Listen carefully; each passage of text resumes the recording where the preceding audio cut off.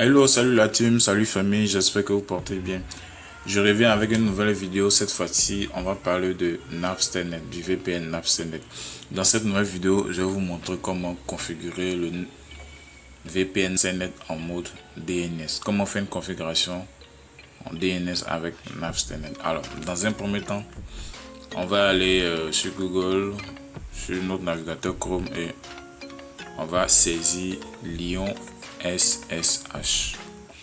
On va aller d'abord créer un compte SSH. Donc on saisit Lyon SSH et on clique sur le premier lien qui est là, lyonssh.com.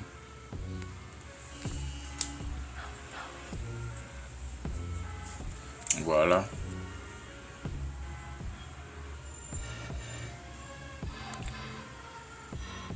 Ensuite, pour ceux qui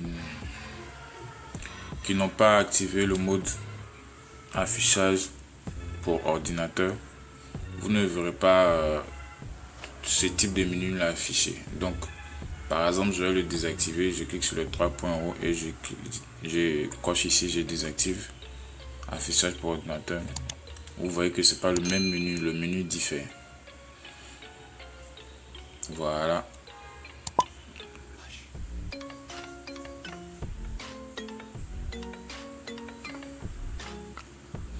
Vous voyez bien que le menu a changé. Donc, vous pouvez aller tout juste défiler jusqu'en bas. Voilà. Ici, on a les différents comptes. On a OpenVPN, chaussette d'ombre, ralenti. Voilà. Le ralenti, c'est DNS. DNS où vous cliquez sur créer un compte.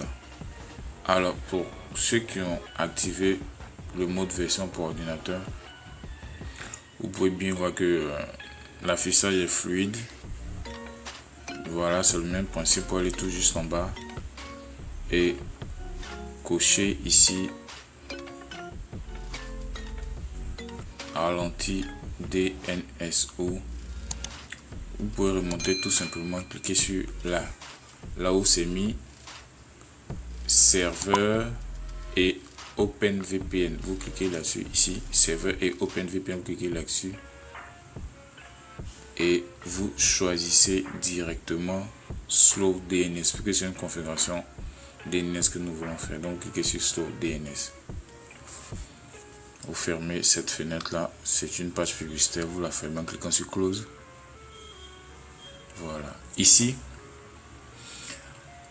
nous avons plusieurs serveurs localisés dans plusieurs régions. Alors, on a l'Asie, l'Amérique, on a l'Europe, on a l'Australie. À l'Australie, actuellement, il y a 0 serveur, donc on ne peut pas utiliser. Et Afrique du Sud, il y a un serveur disponible. Donc, vous choisissez la localisation que vous voulez. Vous choisissez ce que vous voulez. Et lorsque vous avez sélectionné la région, vous allez maintenant venir choisir le pays. Le pays, on a Singapour, Inde, Indonésie, Japon, Corée du Sud. Alors, pour les autres, il y a 0 serveur disponible. C'est que chez ces pays-là, dans ces pays-là, tous les serveurs ont été occupés. Il n'y reste que Singapour où il y a un serveur disponible. Donc, on clique sur sélectionner un serveur. On clique dessus. Et vous voyez, il y a 7 jours qui est affiché. On clique sur 7 jours. 7 jours, c'est la durée du compte. Là, disons la validité du compte. Donc, on clique sur 7 jours. Et sur cette page-là, voilà, comme vous pouvez le voir, on dit compte restant, 50 comptes restants, DNS SSH, 50 comptes restants. On doit créer un compte DNS. Donc, on va cliquer sur créer un compte. Ici, ce sont les informations de l'ordre, du port, de la bande passante, etc. Donc, on va cliquer sur créer un compte. Voilà. Maintenant qu'on a cliqué sur créer un compte, on va venir choisir tout juste en bas là. Tout juste ici, on va venir choisir, entrer un nom d'utilisateur et un mot de passe pour le compte que nous voulons créer. Donc, on choisit n'importe quelle chose, hein, ce que vous voulez. Vous pouvez taper n'importe quoi. Tout ce que vous voulez, voilà, ce que vous voulez taper. Donc, moi, par exemple, je vais choisir ça comme nom d'utilisateur. Et je vais insérer un mot de passe. Vous pouvez prendre le mot de passe que vous voulez, ça ne change pas. Ce que vous voulez, vous pouvez écrire n'importe quoi. Voilà. Et on coche cette case là pour vérifier que ce n'est pas un robot qui est en train de créer un compte, que c'est bien un être humain. Donc on coche là, on patiente et on doit remplir cette tâche là. On dit quoi? Sélectionner toutes les images montrant des voitures. Donc on va sélectionner toutes les images qui montrent des voitures. Donc on a celle-ci, celle-là, celle-ci aussi, et puis cette image là. Et quand on a tout sélectionné les images, on clique sur valider. On va cliquer sur valider. Voilà. Une fois que la vérification est ok, on clique maintenant sur créer un compte et on patiente quelques instants. Le compte a été créé. Voici les informations dont nous avons besoin pour aller faire notre configuration. Donc ici, on dit c'est un serveur DNS SSH, donc c'est une configuration DNS que nous avons créée. L'hébergeur ici c'est le SSH host. Ensuite, ça c'est le type. Ils ont mis ralenti, mais en fait c'est la traduction. Ensuite, on a le nom d'utilisateur, le mot de passe, le jour à laquelle, disons la date d'expiration du serveur du compte. On dit quand le 29, donc dans 7 jours. On a le port, la bande passante, on dit c'est illimité. Ici on a le port UDP, bon, pas trop important. Et puis on a le nom du serveur ici.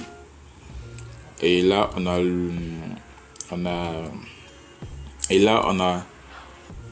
la clé DNS. Et ici on peut télécharger toutes ces informations là sur un fichier en cliquant sur télécharger, ou on peut encore créer un nouveau compte en cliquant sur créer. Donc ce qu'on va faire, c'est de copier toutes ces informations là. Toutes ces informations, nous en avons besoin pour aller configurer notre VPN. Donc on copie toutes ces informations là.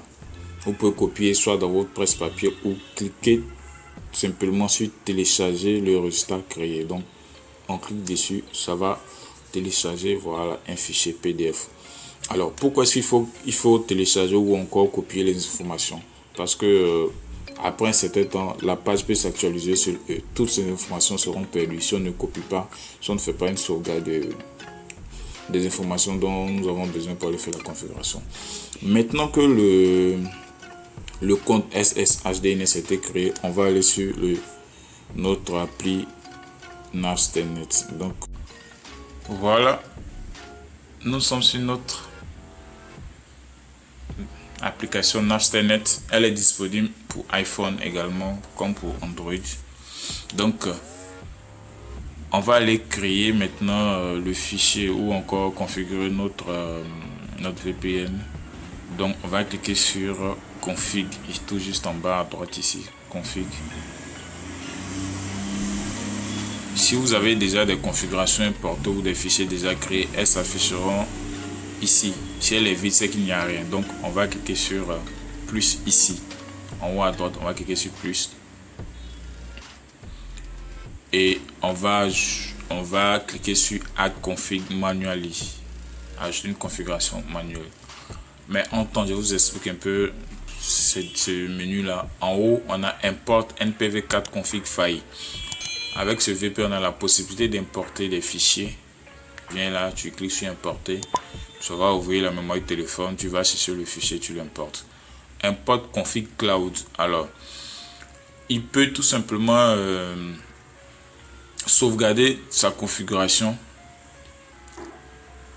sur internet et un code sera généré. Ce code là, tu le prends, tu viens ici, tu cliques sur import cloud, tu colles le code, tu cliques sur OK et ça va importer le fichier automatiquement. Pour ça, il faut avoir une petite connexion internet.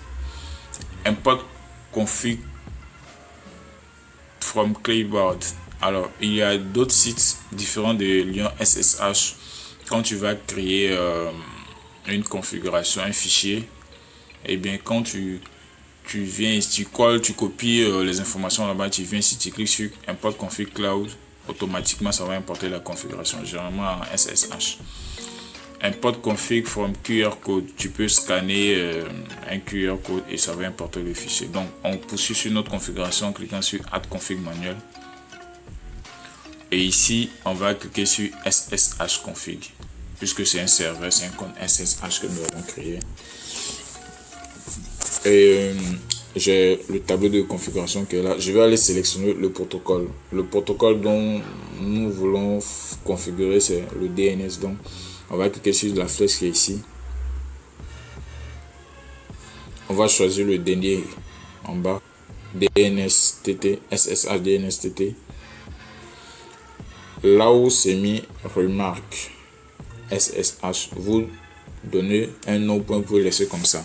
Vous donnez un nom à votre configuration. Moi je vais appeler ça techno. Voilà. Où c'est mis SSH host. SSH host. On va aller copier les informations du serveur. Le SSH host ici, là c'est où c'est mis hébergeur. Alors je peux mettre en anglais, remettre en anglais.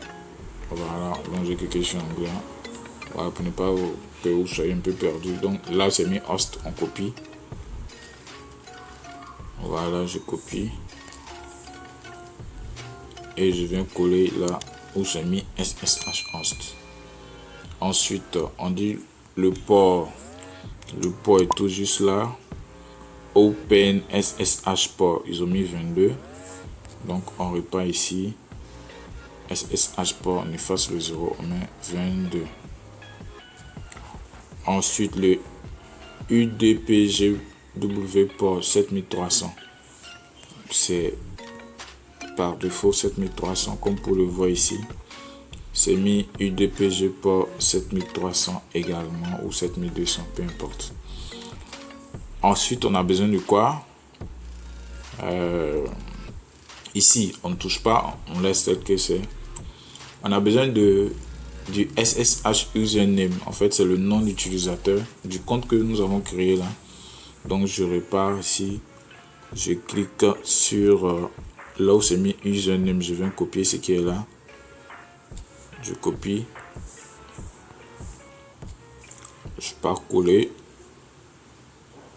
username, voilà. Ensuite le SSH password qui est le mot de passe. Password ça veut dire mot de passe. Donc SSH password, on dit là c'est mis password. Je copie, je repars, je colle toujours, je lui copier-coller au fait. Je colle, voilà. DNSTT mode, on laisse sur UDP. On laisse sur UDP. Et resolver, là, c'est là qu'on va entrer notre DNS. Donc, ce qui est là, on copie. On recopie la même chose qui est là. On copie la même chose. Que quoi? 8.8.8.8.2.53. 8. Oh, je reviens là. 8.8.8.8 encore 4 fois 2.53. Ensuite le name server, je repars, le name server ici, name server, je copie, je pars coller, le copier-coller, et le public key, je retourne encore. Voici la clé publique ici. Je clique sur ça, copie DNS public key. Je clique sur copie, voilà, on dit lien ssh.com indique copie tout, clique copier dans le presse-papier, je clique OK. Je repars, voilà, et je colle. Maintenant que tout est fait, attention à ne pas changer ce mode là lors de la configuration, sinon vous devez reprendre tout ça à 0. Donc quand c'est fait, on clique sur save. J'avais téléchargé un fichier tout à l'heure juste après la création du compte. Je vais aller le chercher pour vous montrer que c'est la même chose. Donc je retourne sur mon navigateur, je clique sur les 3 points en haut à droite, je clique sur téléchargement. Voilà, voici le fichier que j'ai téléchargé tout à l'heure. Je clique dessus pour ouvrir. Et vous allez voir que ce sont les mêmes informations. À défaut de copier dans le presse-papier, vous pouvez télécharger le fichier en question et ça va vous donner toutes ces informations là. Puisque si ça reste sur le navigateur, ça peut se perdre. Vous pouvez perdre la page peut s'actualiser automatiquement et vous allez perdre les informations. Donc il est bien de faire une sauvegarde. Voilà, ici on a le host. Ce sont les mêmes choses, ce sont les mêmes informations que j'ai retrouvées sur le navigateur là. Ces informations ici, ce sont les mêmes informations qui se retrouvent là. Voilà. Donc ici on a le SSH host, on a le nom d'utilisateur, le mot de passe, la clé publique et puis le nom du serveur. C'est tout. Donc j'ai fini ma configuration, je vais cliquer sur save. Voilà, vous pouvez voir le nom que j'ai entré là dans la case remarque et tout est sorti ici. Maintenant vous voyez cette petite ce petit trait blanc en blanc là, il doit passer au bleu lorsqu'on le sélectionne. Donc vous pouvez avoir plusieurs configurations et pour le sélectionner vous cliquez simplement sur le nom qui est là et vous allez voir que le petit trait juste derrière le nom là va passer en bleu. Donc je clique dessus, voilà, il est devenu bleu, ça veut dire que il est sélectionné. Donc je reviens sur home, voilà, voici le fichier que j'ai sélectionné, la configuration que j'ai sélectionné. Je vais activer mes données mobiles, voilà, MTN, et je vais cliquer sur play ou start, peu importe, pour lancer la connexion. Maintenant que j'ai cliqué sur start, on dit connecting, connexion en cours. Je peux venir cliquer sur log pour voir le processus de connexion. Voilà, normalement c'est déjà connecté comme pour le voir ici. On a starting VPN establish connecting server message, c'est que c'est connecté. On a lien SSH. Alors ce sont des sites internet sur lesquels vous pouvez créer des comptes SSH, notamment DNS. Comme vous le voyez, il y a Lyon SSH, Master SSH.com, Dark SSH.com, Gaming SSH.com, Network SSH.com, DWash SSH.com. Alors, ce sont des sites sur lesquels vous pouvez créer des comptes SSH. Maintenant, on a ici Stat. Vous pouvez cliquer sur Stat pour voir l'évolution des données envoyées et reçues, comme pour le voir ici. Ça veut dire que je suis bien connecté à Internet. Voilà. Mais le mode DNS n'est pas, franchement, n'est pas ultra rapide, n'est pas du tout rapide. La vitesse maxi de, je crois bien 100 mégabits par seconde pour aller peut-être atteindre 200 mégabits par seconde. Ça permet néanmoins de se connecter pendant 7 jours.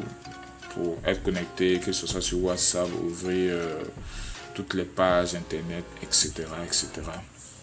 Et donc, ceci étant, voici comment configurer votre application Napster.net en mode DNS pour pouvoir rester connecté 7 jours sur 7. Disons 24 heures sur 24 pendant 7 jours. Une fois que le fichier vient expirer ou est en cours d'expiration, vous pouvez encore créer un autre compte, pour créer plusieurs comptes SSH pour ainsi rester connecté tous les jours. Voilà, c'était tout pour cette vidéo. On se dit à très bientôt pour une prochaine vidéo, pour une autre configuration. Donc, portez-vous bien et ciao, ciao.